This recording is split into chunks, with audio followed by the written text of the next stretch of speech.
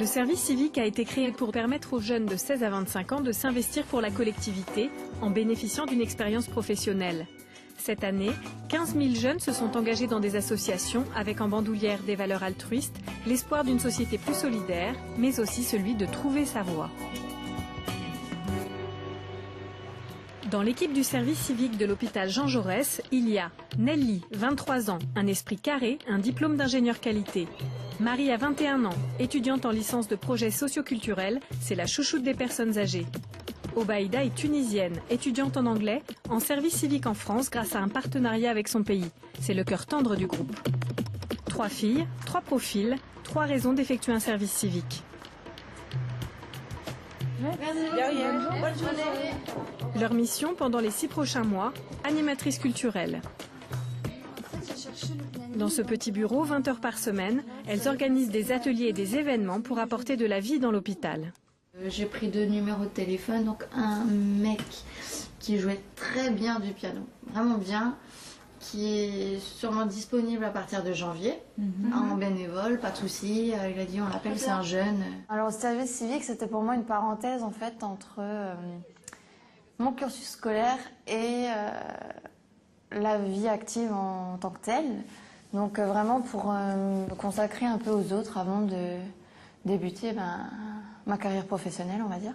Tu vois là, il manquait un mot, friction hydroalcoolique. Là, il y avait les images qui étaient coupées. Donc, il faudrait mettre tout sur la même page. Rigoureuse et sûre d'elle, dans sa mission comme dans la vie, Nelly a une idée très claire de son avenir. Après mon service civique, j'aimerais vraiment être responsable qualité dans une structure de soins. C'est vraiment ma voie. C'est vraiment ce que j'aime faire. Donc, pour moi, c'était assez naturel de me tourner vers les hôpitaux, en fait. Allez. Pour Obaïda, en revanche, le service civique n'est pas une étape dans un projet professionnel, mais l'occasion d'apporter du réconfort, de se sentir utile. Son truc à elle, c'est le contact, le dialogue. Et elle est précieuse pour les patients de l'hôpital, comme Gérard, qui est là depuis de longues semaines. Attention. Voilà. Vous avez des pièces? Je prends les pièces, c'est mieux? Non. Non? Allez. Aujourd'hui, c'est tout? C'est tout. D'accord, à tout à l'heure. Adoucir le quotidien d'un malade, ça commence par des petits gestes simples qui changent la vie, comme aller lui acheter son journal. Acheter le journal, ça ne fait pas partie de notre mission.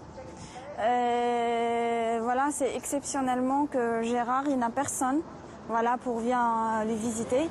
Bonjour. Obaïda est en service civique depuis 2 mois. Ni soignante, ni bénévole, elle ne connaît rien de la pathologie des patients dont elle prend soin ici. Tada. C'est quoi ces bisous là?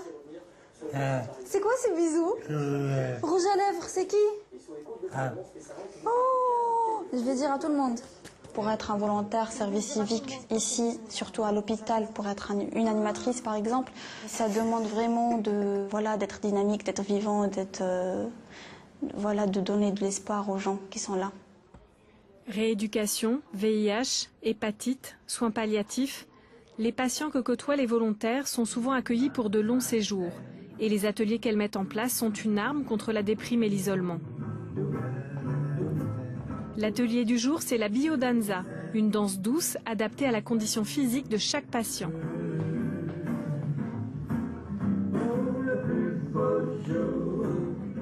Voilà, on remercie son compagnon et on invite une nouvelle personne. Au rythme de la musique, les patients retrouvent tout ce dont le séjour en hôpital les prive, le contact, le mouvement, l'interaction avec les autres. Moment d'oubli où les malades redeviennent des personnes. Bravo. Dans leur mission d'animation, les filles ont le soutien inconditionnel de Thibaut Tenaillot, le directeur de l'hôpital. Bonjour. Bonjour. C'est bien passé? Vraiment dynamique. Ouais, d'accord. C'était qui l'animateur qui a dit? C'était Jacques et Laurence. Jacques. Les deux. D'accord. Ouais. Ok. Nickel. L'idée, c'était de faire rentrer cette activité sociale et culturelle à l'intérieur de l'hôpital, avec un objectif qui est majeur pour les patients hospitalisés, notamment en soins de suite. C'est de lutter contre l'ennui, donc la désocialisation, donc la difficulté de retour à domicile. Donc derrière tout ça, il y a quand même un objectif thérapeutique. Au même moment, on s'est créé le service civique. C'était une opportunité, alors évidemment humaine, parce que ça permettait d'accéder à des ressources de façon plus souple et plus rapide. Et puis une opportunité économique aussi, puisque le budget culturel des hôpitaux est quand même assez réduit, et ça nécessite de trouver des modes des ressources ailleurs que dans les fonds des hôpitaux. L'hôpital ne prend en charge que 100 € sur les 600 que Nelly, Marie et Obaïda perçoivent chaque mois.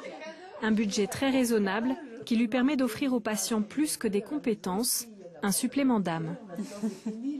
Elles se mettent à la portée des personnes âgées qui sont quand même pas toujours tout drôles, qui racontent certainement toujours la même chose. Mais non.